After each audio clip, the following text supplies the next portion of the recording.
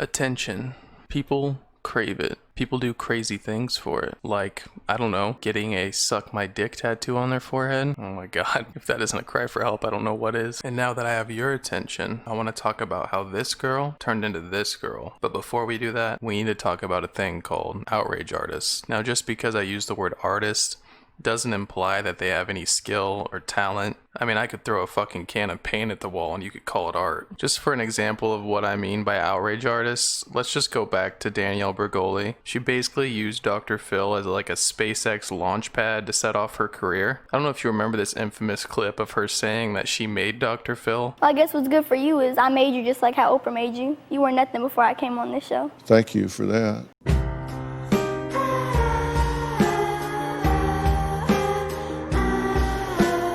Now, I don't think the timelines match up. I don't think she could have birthed Dr. Phil, but I do believe that she birthed this new age of Dr. Phil, kind of like bringing him into meme culture. And it also spawned tons of people who came on this platform to get attention. And the thing about attention is attention equals monetization. For a pure example of this, we'll go to Hollywood. The more viewers that an actor or actress brings in, raises the amount of money that they're paid for the movie. But the thing is, everyone says that these people are using Dr. Phil, but they fail to see that Dr. Phil's using these people for attention. I mean, it works both ways. They're using each other. The more outrageous this person acts, the more attention they get, and in turn, the more attention Dr. Phil's show gets, and the more money he gets paid. I think he ends up a lot better off in this deal. Some of these shows are like old Western showdowns, and Dr. Phil fires from the hip.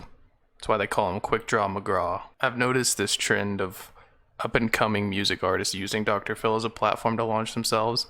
But what about like failed music artists? Like, why hasn't Baby Goth been on Dr. Phil? It seems like a perfect fit for her. I mean, just tell me how you're featured in a Trippie Redd song, a Wiz Khalifa song, and no one still knows who you are? I mean, let's be honest, if she's gonna see a doctor, she should make it a dentist, because those teeth are fucked. I was phoned out and it was like my first time. Out. Yeah, it was So now that I've painted this picture for you of outrage artists, I'm trying to link the dots between this 17-year-old girl who was on an American Doll ad to this girl with a suck my dick tattoo who's trying to have a rap career.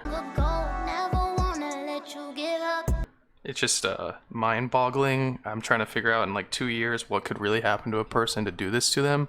I don't know if she fell into a vat of acid or what. That could explain a lot of things. The saddest part is this girl has done everything for attention.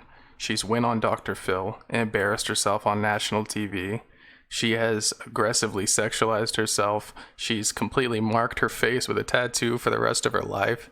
She's done everything to get this attention.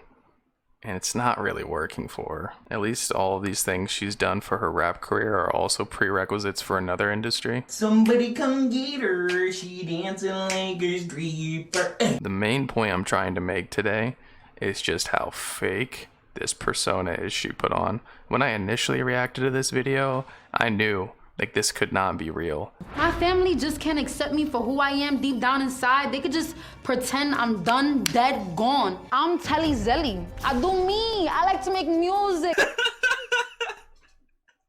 I do me. I make music. Mr. Jaja Binks. And then to find this American Doll video, like you didn't think we'd see that? Because of my age and how young I am, I've had a lot of situations where people were like not taking me serious. I like good vibes, good food, good bud. Good food, good weed. Oh yeah, that's me. And I've had a lot of situations where people were like not taking me serious. It's hard. I'm doing it alone, independently. Like, clap for that. Like, most people can't do it on their own. Thank you. That one little person.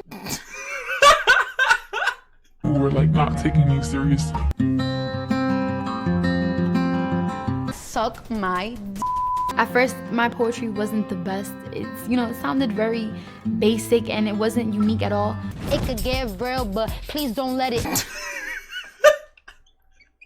The first thing I want to mention is the fact that her accent is completely fake.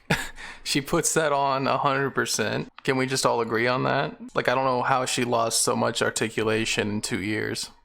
This affected accent you have all the time, that's not authentic. Here's the reality. So then she goes on this radio station and does a freestyle, which I'm 100% sure was completely scripted.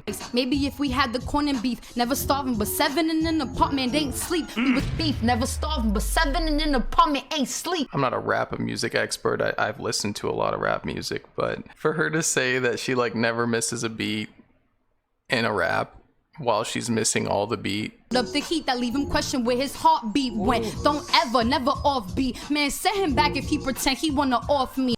Okay, now I'm 100% sure this next part is a freestyle because it could be the worst thing I've ever heard. Listen, listen, we could go, listen. Have your little mother and your cousin end up missing. Oh, and I got the whistle. Did she rhyme listen with wisson? Does she mean like Wesson, like Smith and Wesson? Like, what? So bad.